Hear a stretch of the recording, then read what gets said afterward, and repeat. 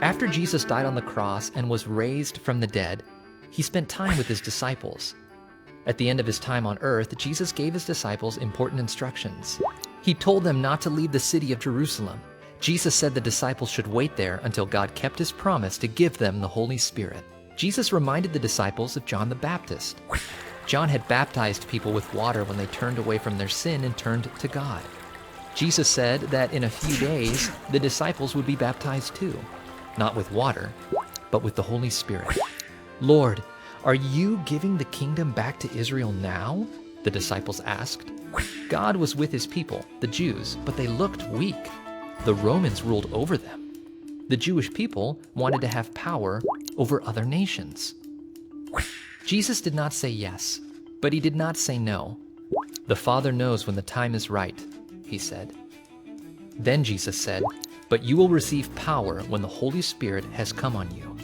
You will be my witnesses in Jerusalem, in all Judea and Samaria, and to the ends of the earth." As Jesus' witnesses, the disciples would tell people what they knew to be true. They would tell people the good news about Jesus in the city of Jerusalem, in the surrounding area of Judea, and the nearby area of Samaria, and all over the world. The Holy Spirit would be with them to help them. After Jesus said these things, he went up to heaven. The disciples watched Jesus until a cloud hid him from their sight. All of a sudden, two men appeared. The men were wearing white clothes.